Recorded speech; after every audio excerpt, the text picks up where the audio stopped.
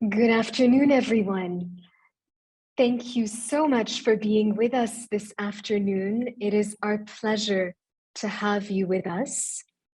We are delighted to welcome all of you on a sunny Beirut afternoon. And for those of you who are still dialing in, we're just going to give everyone another quick minute because it seems that some of us have been struggling with the internet this afternoon. We will start in just a minute and looking forward to introducing you to our agenda and to our guest speaker. So good afternoon. We're just about to begin. And for those of you who are with us for the first time, we're delighted to see new faces and names. You have at your disposal interpreters who are available for you in the English and the Arabic languages. So we're delighted to have Giselle and Patricia with us this afternoon. For those of you who would like assistance with interpretation, there is a little icon with a globe, and you can just click on that and choose. Would you like to be listening to this training seminar in the English language or in the Arabic language? Today, both speakers will be speaking in the English language. So for those of you who do prefer to listen in Arabic, the interpretation has been made available for you. I am delighted to be hosting us this afternoon. Very happy to have with us today our first cycle awarded coalitions dialing in from around Lebanon, as well as coalitions who are in the process of submitting their round 2 applications for our second cycle. We hope that is going very well for all of you.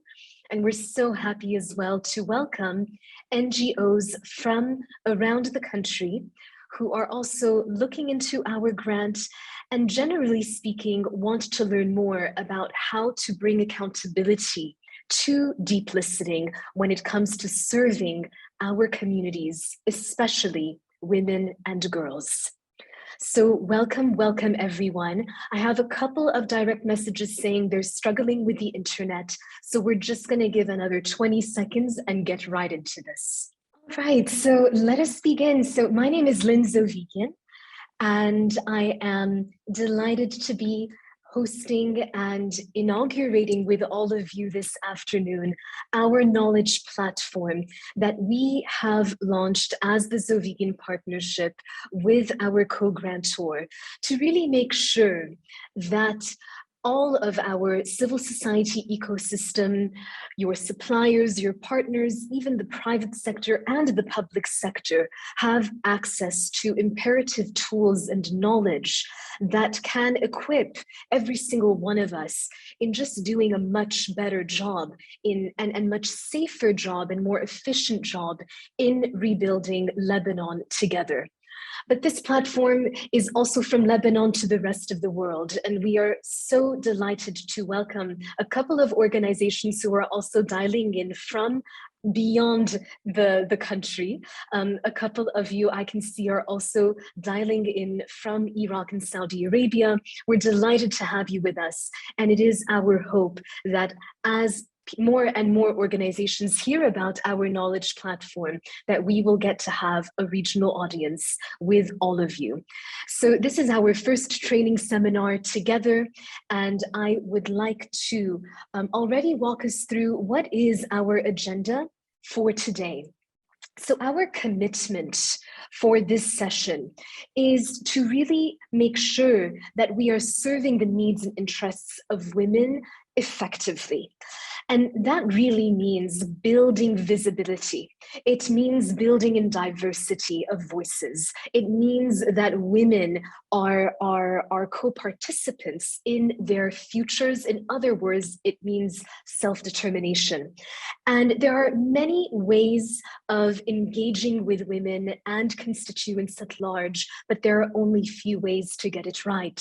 Today, we're going to talk about the importance of embodying an ethical framework that centers the voices of women and girls in the good and important work that we do on the ground. Not only because it's the right thing to do, but because it's the best thing to do in order to enable the highest impact and the strongest returns on social investment. I know that today we live in a world that is driven by timelines and metrics, where everyone has their way of thinking and just coming on the ground and executing as they believe makes most sense, where indicators and metrics and performance management systems are placed onto the grounds rather than the ground deciding best what those metrics and indicators should be. You will learn today how imperative an ethical framework is to make sure that we move far away from a culture of imposition into one that is authentic and one that is evidence-led, driven by the diversity of your many constituents and types of constituents on the ground. And we will also get to talk today about what happens when we don't do this properly. What happens when we fail to center our values and in effect, not create value for all stakeholders, NGOs, partners, communities, policymakers, and everyone else in this critical and indispensable ecosystem. And so, in other words, if we had to phrase all of this in one sentence, it would be to say that we are here to talk about how to embody grounded values at every stage of our projects, from conceptualization to design to implementation to evaluation, all to make sure that everything that we think and everything that we say becomes everything that we do. And I am so excited to be presenting today our guest speaker, a dear, dear, dear friend and mentor of almost 10 years of working so closely with Rebecca Riccio, who today dials in from Boston in the very early hours of her morning. Rebecca is the Jafali Family Director for the Social Impact Lab at Northeastern University. For those of you who've already checked Rebecca out on the internet, you have seen that when it comes to systems thinking, ethical reasoning, social justice, racial justice, Rebecca is one of the global thought leaders who is transforming and disrupting the way we have been thinking in the past, and is demanding and calling out when we are not really, truly holding ourselves accountable to the highest and most stringent ethical standards. Rebecca has a multi-year career in advocating for ethical community-engaged teaching, learning, and research. Most recently, Rebecca, with her colleagues at Northeastern University, has published the Principles of Anti-Oppressive Community Engagement for university educators and researchers. This is a must-read for organizations that are trying to really reimagine what policies and principles not just look like, but how can they be so elegantly communicated? Because when we communicate elegantly, we can also hold stronger stakeholders to account. And Rebecca has multiple hats. She has served as advisors for multiple important organizations. And we at the Zovegan Partnership are so honored that she has been our expert advisor truly from the very beginning when we launched in 2013. Rebecca, we're so happy to have you with us. I know you've also been such a critical thought leader for us in our grant that we've announced exactly 1 year ago, dedicated to the economic empowerment of women in Lebanon. You've worked so closely with my team and I in many of our important projects and initiatives in the Kingdom of Saudi Arabia, and as well in our family philanthropy and public office in Iraq, in Sinjar, facing genocide committed by Daesh in service to communities in need, who continue to struggle in a conflict and post-conflict environment. Rebecca's experience spans across the region with us and other stakeholders that she is close to at the university, and I am delighted to be our host on this occasion and would love to pass the floor on to our dear friend. Rebecca, welcome, welcome, and talk to us about, let's begin with a very tough subject. And I know that this is something that you and I talk about regularly. We have almost weekly calls together where we're really trying to think through, what do we mean by ethics? What do we mean by accountability? What do we mean by groundedness? And I thought we could begin by really defining our terms.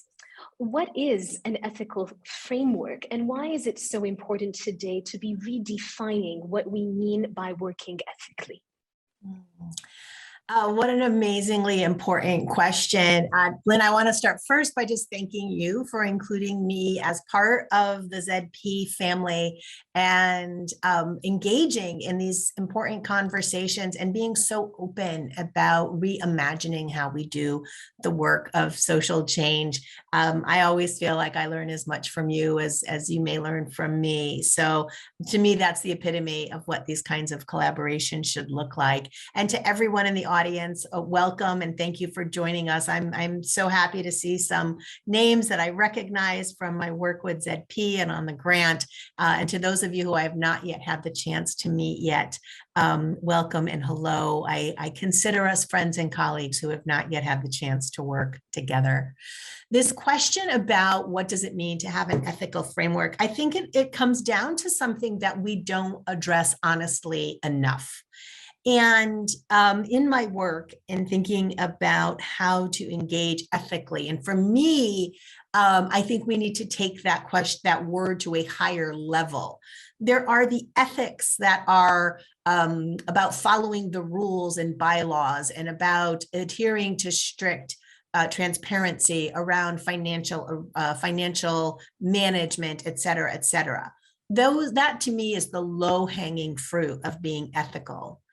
I believe that we must raise that bar to embrace a notion that to be ethical means that we are working in ways that are just and equitable, that recognize the dignity and autonomy and rights of every human we work with.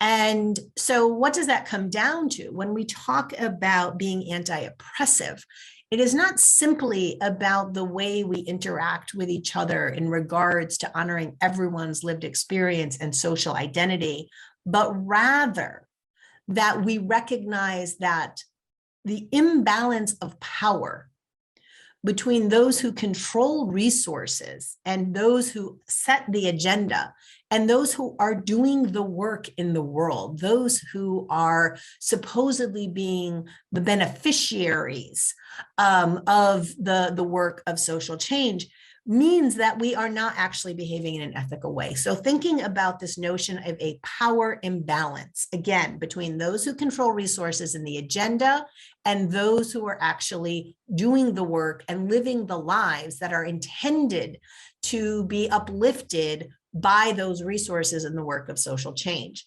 And so what we often experience, and I'm sure that those of you here joining us today have experienced this dynamic in which people in power, donors, funders, policymakers, elected officials, are able to wield power over non-governmental organizations, nonprofit organizations, and community-facing organizations because they set the agenda, because they control the purse strings. And so if you look at this continuum of power and engagement at the bottom of this, at the middle of the screen, what we're trying to get to is a situation in which those on the left, on the donors, the policymakers, the elected officials, are no longer engaging in relationships in which the work is imposed on their so-called beneficiaries, which inherently implies recipients, those who are in need, those who are in lesser positions of power. We don't want them to be able to engage with us in ways that are imposed or extracted.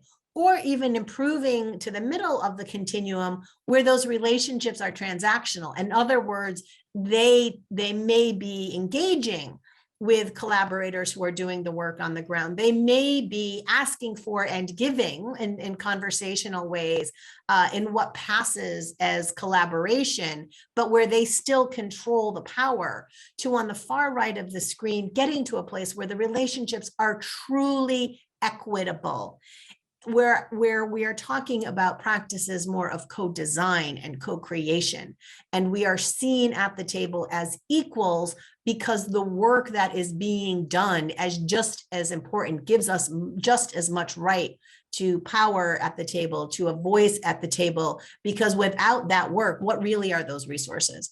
And so that's what we're working toward here. And what we're going to talk about today is how that continuum shouldn't just be about the relationship between power brokers and NGOs and community-facing organizations, but our relationship with the women that we serve and that we work with in our own communities. And I'm sure you have experienced this in that dynamic yourself. And I think, Lynn, at this point, we're gonna do a quick poll or quick gauge of our partners, just asking how many of you have already, who know exactly what I'm talking about, who have been on the receiving end of conditions that are imposed on you, relationships that are extractive, that are taking more than they're giving, because of where you sit in this power dynamic. Absolutely. And we're going to launch that poll right away.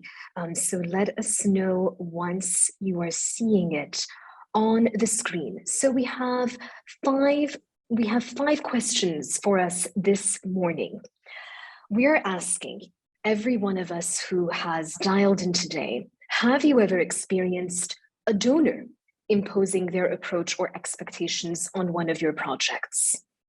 Have you experienced a director or a trustee on your board imposing their approach or expectations on one of your projects? Have you ever experienced an executive director or a program manager imposing their approach or expectations on one of your projects? And have you ever experienced an expert or consultant imposing their approach or expectations on one of your projects?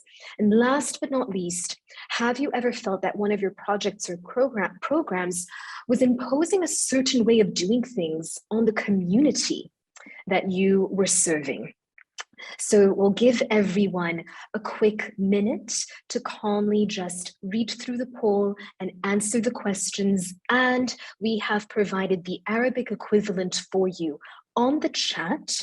So for our Arabic speakers, it's right there for you on the chat. Just look at the questions and the answer choices and then answer on the poll itself. And we'll give everyone a quick minute, and we'll then look at those results together, Rebecca, and see, how has that imbalance been manifested and is manifesting in the lives and the programmatic experiences and the careers of the many NGO leaders and team members and partners with us here today. So we have almost 50% of our participants who have already answered. Thank you ever so much. We're just going to give time for everyone else to answer as well.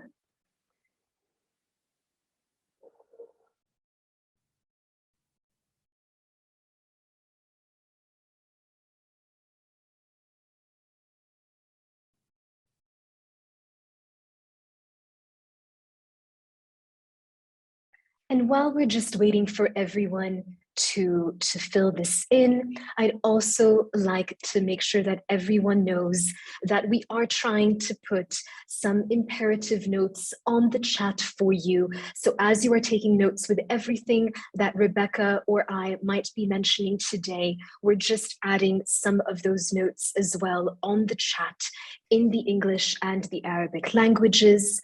And as well, we welcome any questions that you might have in the Q&A, which is also available for you at the bottom of your screen for our desktop users and also our mobile users dialing in today. We will be using the last 15 to 20 minutes of this afternoon to walk through your important questions.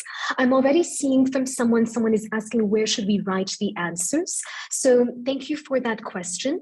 We just want you to fill it out directly on the poll that is in front of you on your screen. So you can just use the poll itself to answer the questions. Please let us know if you are having any technical issues, and my team is ready to help. So we have 80% of respondents who've already filled this out. I do want to make sure everyone is given that the extra couple of moments to quickly fill this out. So we'll give everyone a final quick moment.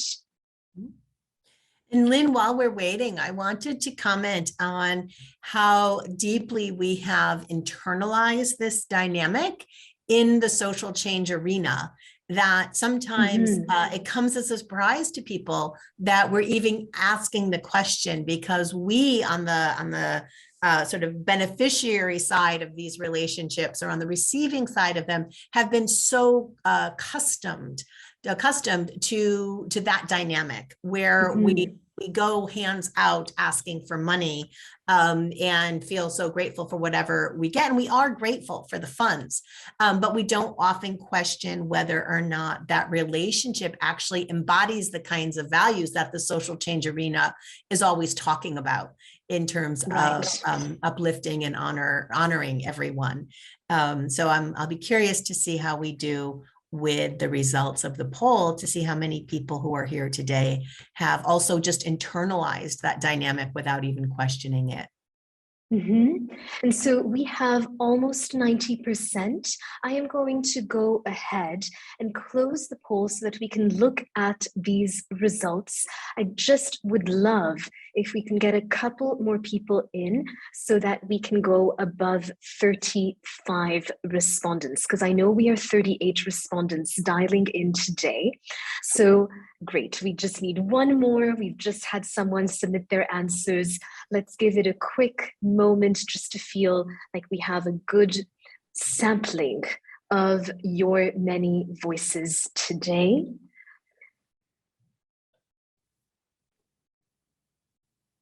And I've received a question from someone saying that that they are in their first collaborative experience with ZP, and that they still do not have previous projects to talk about.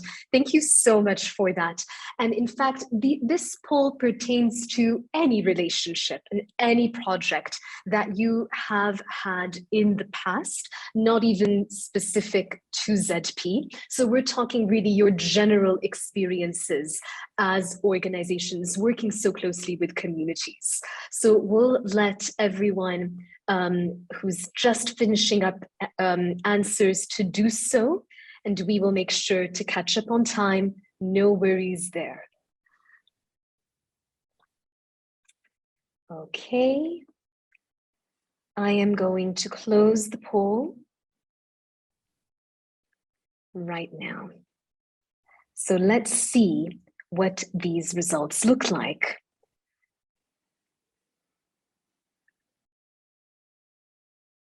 So this is very interesting. Let's take a look. Can everyone see the share screen where we are seeing the results of this poll? We have 44% who are saying, yes, we often experience a donor imposing their approach or expectations on us.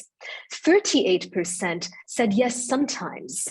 In other words, we have 82% of our audience today that at some point, yes, has experienced a donor imposing certain approaches or expectations on one of their projects. Rebecca, that's a very, very high number. Yes, it is, but it doesn't come as a surprise. And so let's look at what the internal results look like as well. We have 21% who say yes, often a director or trustee is imposing their approach, and 44% say yes, sometimes. So we're talking about a 65% of this audience today with us has experienced a director or trustee imposing their approach or expectations on one of their projects. I mean, at the end of the day, Rebecca, a trustee or a director can sometimes also negatively contribute to that negative power imbalance that you were referring to earlier, right? It's not just about external relationships between NGOs and their stakeholders. Absolutely. And I think this is why what I mean when we talk about embodying our values, I mean that everyone across the spectrum of work in this space, whatever position you hold, it's imperative to reckon with what kind of power you hold in relation to other people, whether that's inside your organization or outside your organization. Right. And so let's take a look at what the management experiences are like. We have 15% saying yes often and 50% saying yes sometimes. An executive director or a project manager has imposed their approach on a project. That is 65% yes. And if we look at experts and consultants, we see that it's not far as well. We have 59% of our audience is saying that they've experienced an expert or consultant impose their views or expectations on one of their projects. The question I am really interested in, Rebecca, is the last one. When we asked our audience to explain or share with us if they have ever felt that one of their projects was imposing a certain way of doing things on the community that they are serving. And we have here 15% saying yes often and 50% saying yes sometimes. That's also 65%.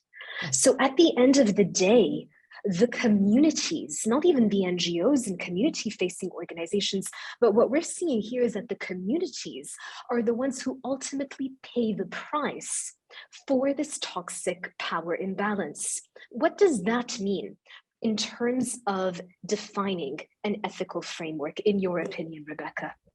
So it doesn't surprise me that we start to see the trend diminish with question 5, that, yes, often is not quite as high as yes, sometimes, and there are more and no, not really. But it does show that this is a phenomenon, even in the relationship between community-facing organizations and their constituents. And I think 2 things are going on here. I think that in some ways, the community-facing organizations are feeling pressure from the people who have power over them. So from donors, from funding agencies, and that inequity then gets pushed down onto communities because of what organizations themselves are, how they're acquired or required to be at least as accountable to their donors as they are to their communities, right? So we see the passing along of the power imbalance, but I also do think that getting caught up in the work and feeling confident about what we're doing can also prevent us from really holding ourselves accountable to reflecting on the power dynamic between those of us in social change, community-facing organizations and the communities we serve. So this really means that looking upward toward our donors, we need to be challenging power dynamics, but also looking outward to our communities, we need to be more cognizant of our own positionality and the way we may unintentionally be wielding the power we have in communities without really recognizing that that's what's happening. Absolutely. And I'm going to just pause us for just a quick moment, recognizing that a couple of our participants are struggling with the quality of the interpretation. I'm just going to ask my colleague Mehdi if she can please examine this with our interpreters, just to make sure that everyone is able to hear our interpretation channels very, very well. So I'm going to just pass that over to Marie and the team. So let's come back to where we last left off, Rebecca. We were talking about the continuum of power and engagement. I'd like us to look at the next slide together, because I think this is a very important slide. We often hear people say, yes, we conduct research, or yes, we involve our communities, or yes, we know how to listen. But what does it mean to deeply listen? What does that look like in the social change environment? Or what does it need to look like in the social change environment today? I think it needs to come from our own recognition that listening should not be for the purpose of transactionally extracting information and data from constituents in order to use it ourselves, but it must be about honoring the autonomy and dignity of every human being so that we recognize them as our co-equal, so that we are not just going to hear what we need to find out, but rather our understanding that that information, that our own edification, our own learning, our own knowledge of where people's hearts and minds are, what their lived experience is just as important for us in order to be able to do our jobs as what the words that they are saying, right? That we really need to examine that relationship through this commitment of, am I actually seeing and hearing this person as my co-equal, and honoring their autonomy and honoring their dignity in this relationship? Am I understanding that I am not helping them, but that together we are building a better world?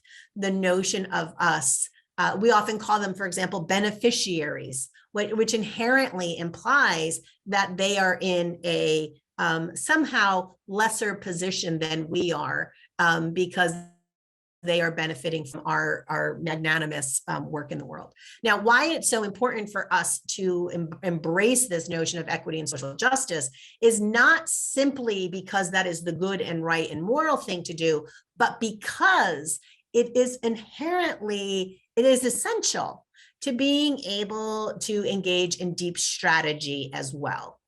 If we employ the lens of our constituents, of our partners, of our fellow humans' lived experience to define problems, identify potential solutions, and measure success, we are more likely to be able to actually affect the kind of change in our communities and in people's lives that will actually make a difference. And so I say that acting ethically and acting strategically are actually one in the same.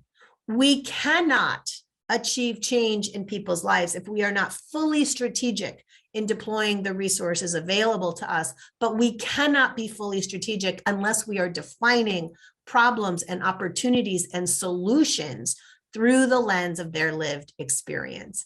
And so this mindset should be embedded throughout the conceptualization, design, implementation, and evaluation of our projects or programs or initiative.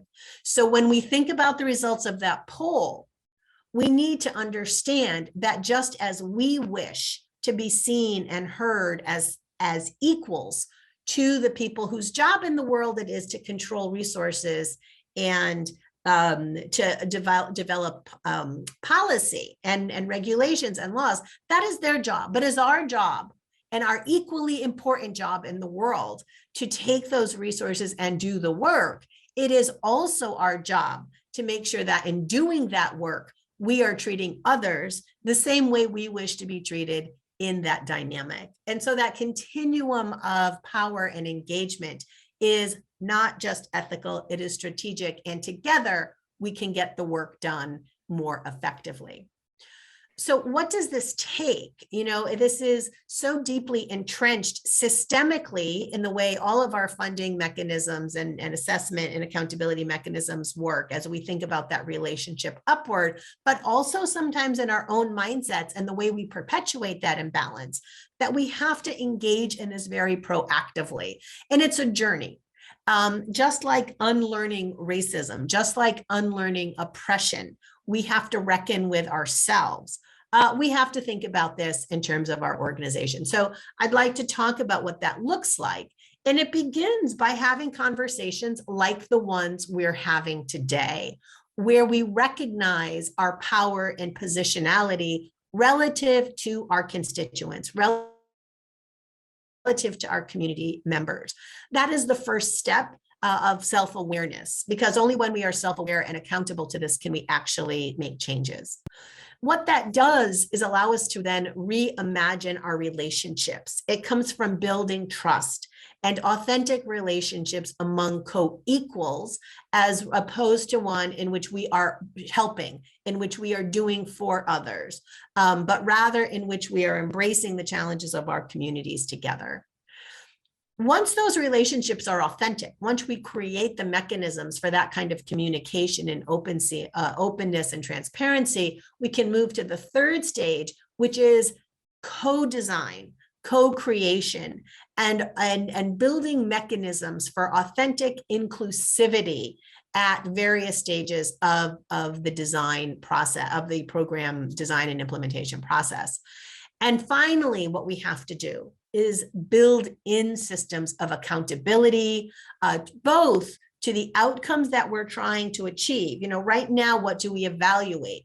We evaluate whether or not we are achieving the program outcomes that we had promised, that the funding is being provided for. But we have to build in accountability metrics to our partners now and to our co-collaborators. We are no longer thinking of them as beneficiaries or the people we are helping, but rather our partners in this work. And so this is really a cultural transformation to embody values in our practices, but it also means that we need to work on building our organizational and intellectual, I would also say our emotional capacity to show up in the world in this way. So, Rebecca, I feel like, here what we are saying is that it is going to take time to do it right. It's going to take intentionality to do it right. And right moves from being defined by what, for example, we see in textbooks and the parameters of large international organizations, and instead, right becomes defined by what the communities can confirm or endorse as, yes, this is right. And that really comes back to the power dynamic that you were referring to earlier. And I'd like to take this moment to also go ahead and launch another poll where we have one question for everyone. Let me ask this for us, and we're putting it in the Arabic, in the chat, in the Arabic language for you. We're asking here, at what stage are you in the journey? As an organization, where do you think you stand in becoming a grounded and accountable deep listener? And so we've taken the different stages that you see in the slide in front of you, and we are inviting you to share with us, well, where do you think you stand as an organization today in your efforts and commitments to becoming a deep listener in the face of your communities and on behalf of your communities? We'll give everyone a quick moment, and I'm very curious to see, where we stand as a civil society ecosystem in Lebanon, and really appreciate everyone's honesty and introspective thinking as you are responding to our many questions. Yes. And Lynn, I'd like to emphasize, as people are thinking about this, that this is a journey. And that as we aspire to this kind of cultural transformation across the spectrum of the social change arena, we have to have grace and compassion with ourselves and with each other, in recognizing that we have all been inculcated with the value that places, or the system that places, all of the power in the hands of the people who control the resources. And so there is no shame in being anywhere along this continuum, and being honest about it, because it's only if we're honest that we can start transforming our cultures. And hopefully, if we're doing this at our level, we can then put pressure upward towards donors, towards policymakers, in demonstrating that the ethical is the strategic, and we are trying to live that ourselves. I couldn't agree with you more, Rebecca. And we have now already more than 50% of respondents who've answered. We'll give everyone another quick minute to do so. And I'd actually like to also talk about how important this journey has been in the work that we've been doing together, Rebecca, with ZP, with our grant for women's economic empowerment, with the work that we've been doing in Saudi Arabia and in Iraq as well. It is a journey where you constantly have to conduct a pulse check. Just because we do it right once doesn't mean we're always going to do it right. And so what I have found is crucial is to have so much humility in the work that we are doing, because we might be able to build those trusted relationships, to bring in women and constituents to co-design with us, to ensure that they have voice, to call us out when we are not doing things, maybe not wrongly, but not enough. And because especially, in the humanitarian space, there's always a deficit of resources. There's always a deficit of excellence. It's never good enough. And that's often one of the reasons why these conflict zones and post-conflict zones in the Middle East and beyond continue to become more and more complex. Yes. And so, I'd like to say, from personal experience and experience as the ZP team, we're not all, it depends on the day. Sometimes we don't get to the point where we feel like we've done justice to accountability. And we know that we were able to engage constituents well, but we also know and we can feel when we've fallen short. And I think that honesty check is so important. And that's why I'm also intentionally saying that in the public domain, because we've got to start to be honest when we even deceive our own standards and our own aspirations along this journey. We have almost 90% of participants who have submitted a response. We're going to end the poll and listen to what we have here today in our audience. Take a look at this. So the majority of us today are in the stage of building trust. That's powerful. I mean, I think that is so important. We have already almost 50% who are saying we're focusing on building trust right now. And some of us are still at that early stage of recognizing power, but good on you for recognizing that that is the first step to take, because you can't be co-designing and holding accountable if you haven't gone through every step meaningfully of this journey and closed one and moved to the next. And we have some of our participants with us here today who are already at a stage where they believe they are holding projects and themselves accountable. That's about 15%, and 21% are saying that we are co-designing in our journey as deep listeners. Thank you so much for these answers. I want to pass the floor back to Rebecca, mindful of the time. I'm going to take us to, we have a couple more slides to look at today before we open up for questions. Rebecca, this is, I think, one of the most important slides here today. And I feel like we could actually spend another hour, an entirely separate workshop, just talking about what it means to go from serving communities as passive beneficiaries to being co-equals. Can you talk to us more about this and how must we be thinking about kicking out the old bad habits and entering this more disruptive and equitable stage of learning, thinking, and practicing? Mhm. I think a couple of things that I'll share really quickly, and you alluded to this in your last when you were describing the poll. In much of this comes from the sense of urgency of the work that we're doing and the false scarcity of resources that are invested in the humanitarian and social change arena. And so we find ourselves often working under conditions that are so far from ideal. And we don't make our best decisions. We are not our best selves when we are working under duress. And in this space, we are constantly working under duress because of that lack of resources and because of the urgency of the work that we're doing. So we have to give ourselves the grace and patience, but also, Lynn, as you said, hold ourselves accountable in this growing way. We're working towards transforming our cultures. And I believe that there are things in life that once we learn them and once we become aware of them, we can't stop unseeing them. And I think that that's part of what we're talking about here, that once we make the commitment to this, we're going to start seeing it in different ways.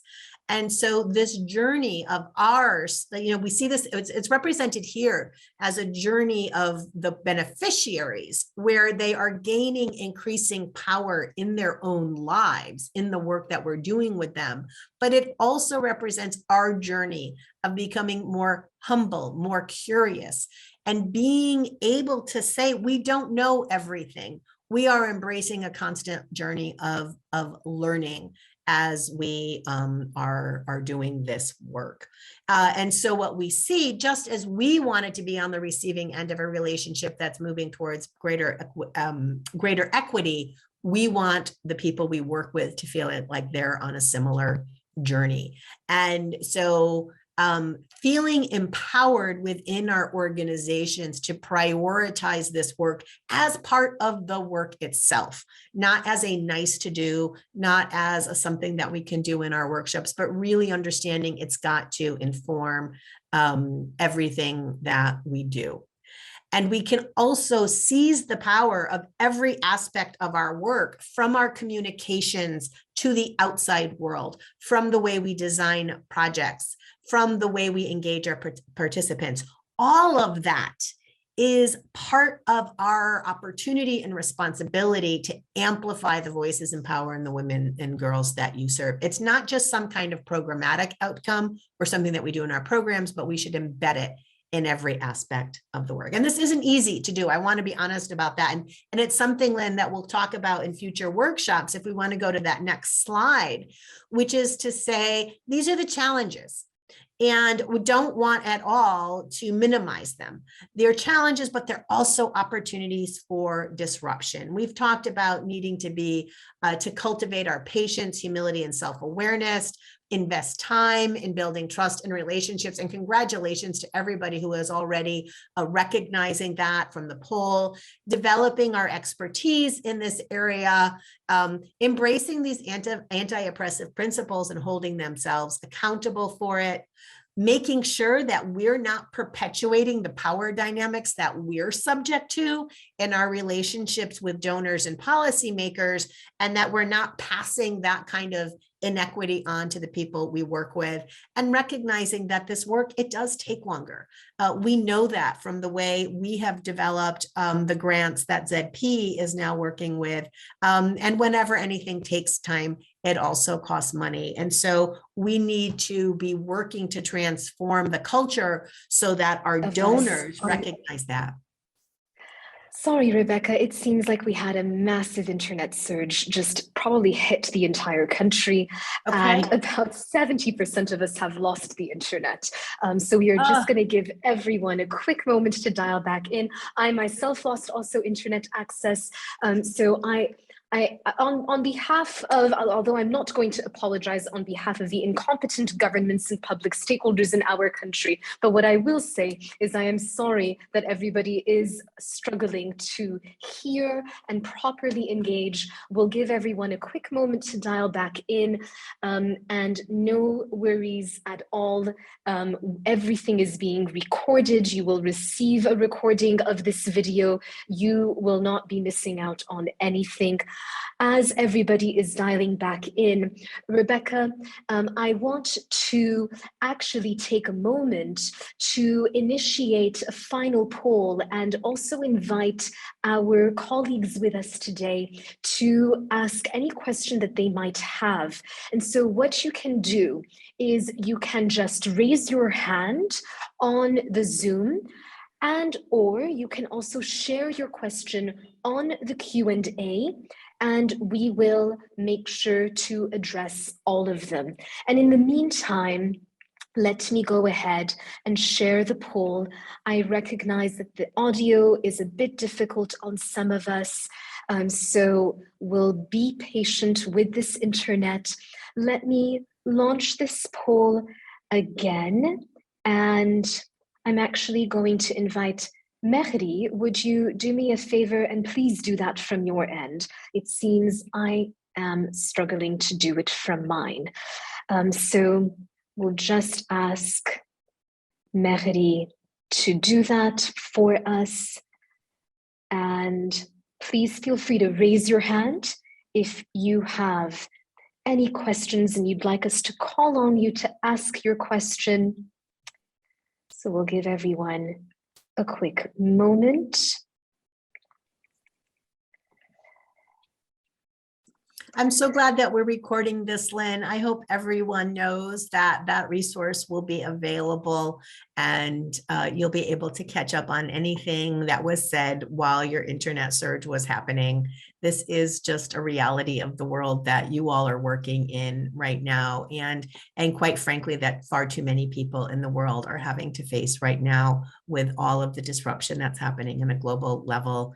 And so our ability. That is so true.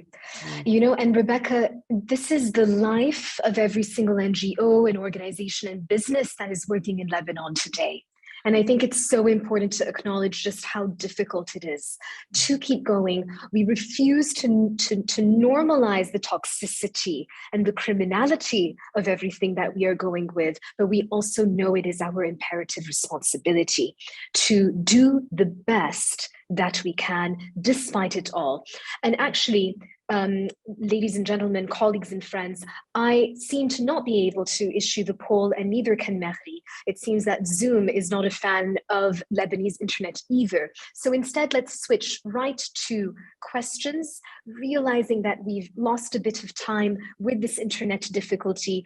I have received a couple of questions in my direct message, so I will get to them in a moment. Would anyone like to raise their hand and ask a question at this stage to Rebecca with regards to anything about deep listening, about driving forward this mindset shift within our teams and organizations? Fatima, we're allowing you to talk. Please unmute yourself. The floor is yours. تفضلي. يعطيكم العافية جميعاً. مرحبا يا فاطمة، تفضلي. شكراً لك. أنا كنت بدي أسأل نحن بخصوص المرحلة الثانية نموذج الرواتب اللي أنتم طالبينه. نحن ما عندنا نموذج رواتب، نحن عادة نطلع للموظفين عن طريق إيصالات وعن طريق أمر دفع. هل يا ترى هدول بيمشي حالهم بدل نموذج الرواتب؟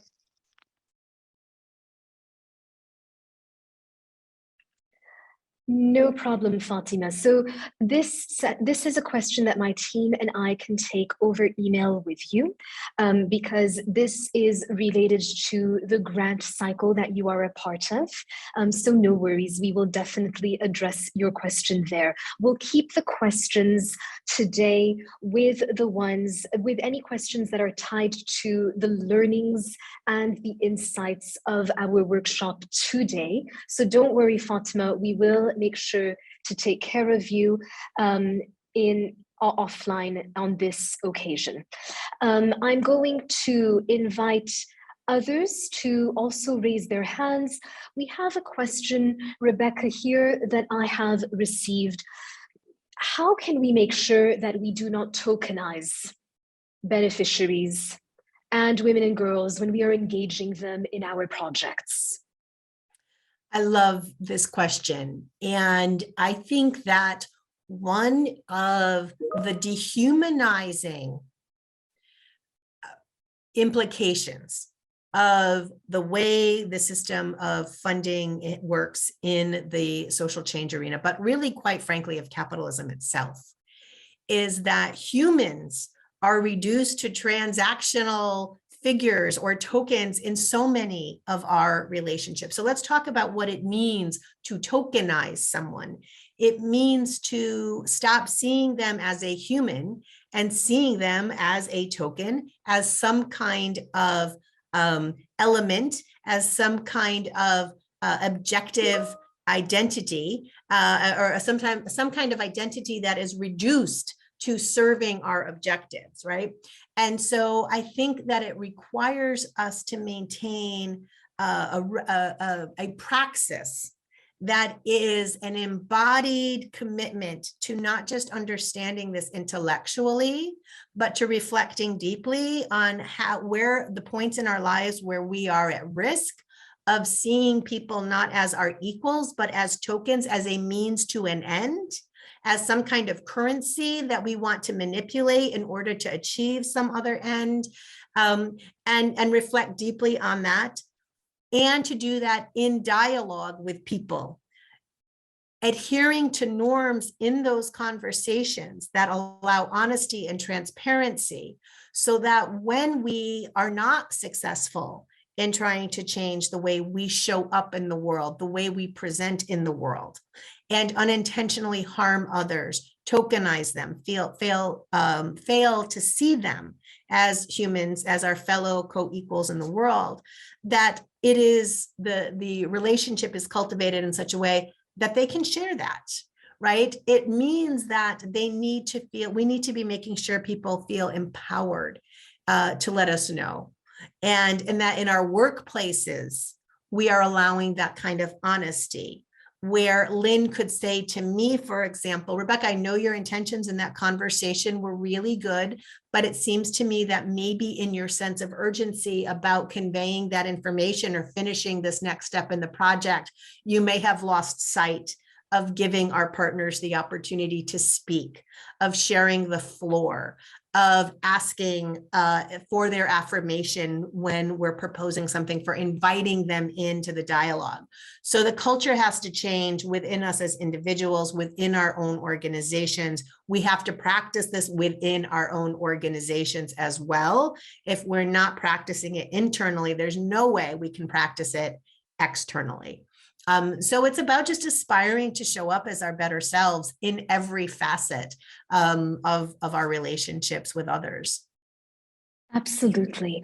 And I'm mindful of everyone's time this afternoon. I know we had a couple more questions, so I am going to take them so that we can make sure that we hear from all of you. And then we will swiftly close. Farah, please, we see that your hand is raised. تفضلي, the floor is yours. أنا كنت بدي أعرف رأيكم في صراع منعيشه بخلال الشغل، خاصة إذا كان عنا توجه نسوي. أول شيء بس نكون عم نعمل رفع وعي على قضايا نسوية، كتير عم بحس بتشنج وبصراع وبموضوع بده تفكير. هل نحن هيدي المعلومات اللي عم نعطيها للنساء لازم تكون يعني ماشي بالتوازي مع بيئة حاضنة وإمكانية تقديم الحماية؟ يعني مرات نحن بنكون عم نشتغل ببعض المشاريع بس على تقديم رفع نسوي معرفي، وما بيكون عنا الآليات الحماية، ما بيكون عنا القدرة المادية إنه نحن نكون عن جد عم نتأكد إنه قادرات إنه نأمن الحماية، عنا الاستشارات القانونية، عنا الدعم القانوني المطلوب. فهي واحدة من الصراعات اللي منعيشها. وقداي فينا نكون عم نتوسع بهيدي المواضيع، مثل لما بنختار طفلات نحكي معهم عن التزويج المبكر ونحن مش أكيدات هن هن لوين رح يرجعوا، على أي بيوت، قد إيه عندهم بيئة حاضنة، كيف رح يتعاطوا مع الموضوع إذا وقع عليهم، قد إيه عندهم قدرة على المواجهة.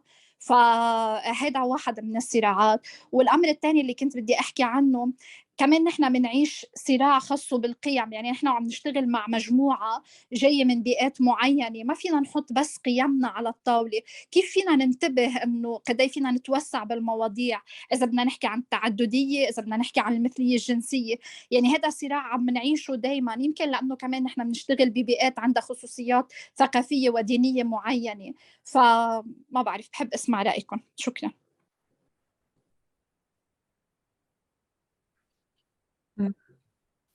Farah, thank you so much. I really want to honor the question.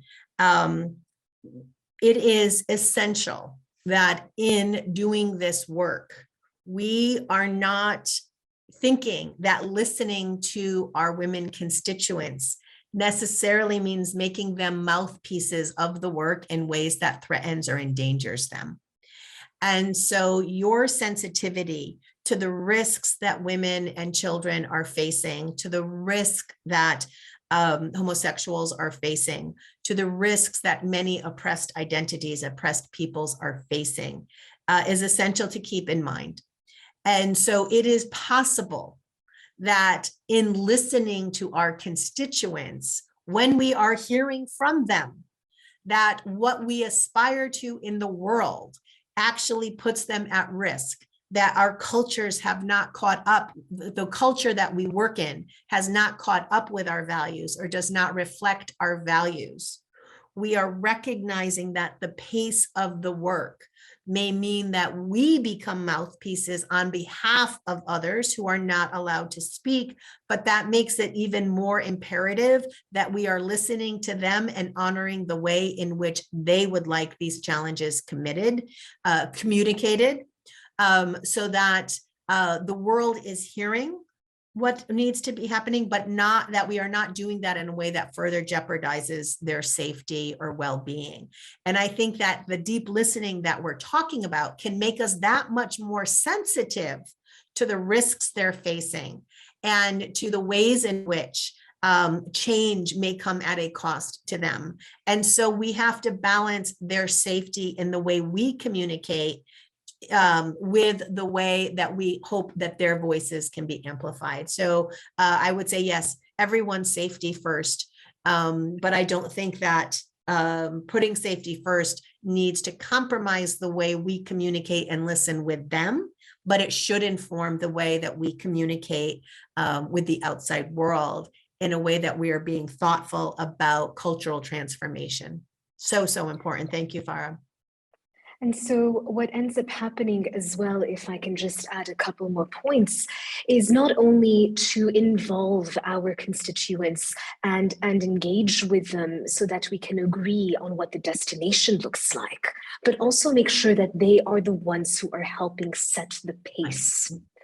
They are the ones who are living those experiences. We are the ones as NGOs and community-facing organizations who are coming in to alleviate or facilitate or reduce barricades and obstacles. But at the end of the day, they are the ones living it.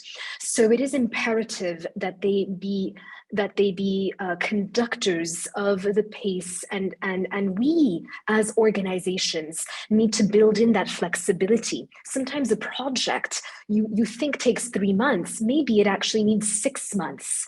And had you involved constituents and communities in the co-design of your project, you would have been able to propose a project plan that takes the time that it needs, that requests the budget that is necessary, and that puts in place the cushions and the safety nets so that all of these very sensitive and very delicate elements can be thought of from the beginning rather than learning about them only as we are implementing projects. And this is why as well, I would also add a second point, which is when we are serving and when we are deeply listening, yes, we have to, beyond just engage with our women and girls as constituents and communities, but also recognize that they are part of a bigger picture that requires other stakeholders to also be part of that transformative journey.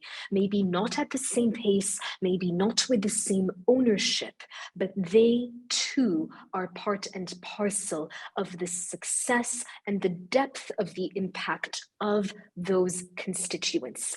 And so if a father or an uncle or a brother or a son is holding back that girl or that woman because of certain traditional expectations or certain patriarchal power dynamics, that man too is part of our responsibility to engage with, because that ensures that we are not passing on the entire responsibility of mindset shifting and cultural transformation onto those girls and women. It would be in many ways even perhaps unfair to ask those women to embrace a cultural mindset shift and then hold them responsible for shifting everyone else. No, the same way they get resources, others deserve those resources too, even if it means that those resources will look different, the engagement will look different, but that too is part of the responsible puzzle. I am so mindful of the time, recognizing that we've taken so much of your afternoon. Rebecca, I feel like, in fact, what we need to do is a part 2 to this workshop, one where we can deep dive more into some of these needs and challenges that our audience members shared with us today. There are so many questions coming in from our colleagues this afternoon, and I believe what we should do is honor the fact that this is important and reconvene next month to discuss all of these imperative issues with a lot more time. If you would allow me to suggest that, I will follow up with my team and we will circle back and welcome you all once again very, very soon. Mm-hmm. I love that idea, Lynn. We can also share with people a link to the upcoming talk that you and I are going to give as part of my program at Northeastern University. And a quick question, I do want to acknowledge that some of the questions coming in are about how do we change donors and policymakers' view, and this, it might be all well and good for us to understand this, but how do we communicate this need? And really quickly, I want to say we have to start showing the value proposition of doing this well and lean into the idea that this is not just the ethical, moral thing to do, but there is strategic value in doing it as well, and being very confident about how we communicate that. So Lynn, let's make that one of the things we make sure to address, because I know it's a question that a few people are asking. This can't be just pie in the sky. It has to be, that's an American saying, but what you know what I'm saying here, we can't just be talking nice language here and not showing how to implement it. So let's absolutely do that in a future session. And what I would love to do, just seeing also from the chat, many of us are saying that a part 2 would be very valuable. So thank you so much. We will get to that. And what I'd also like to do, Rebecca, is include a couple of tangible examples of where the value of bringing in communities as collaborators and co-equals has been humbling and has been incredibly impactful. And when you see how impactful empowerment of constituents can be, you kind of quickly realize that there's no turning back. There's no way to go back to how things were before.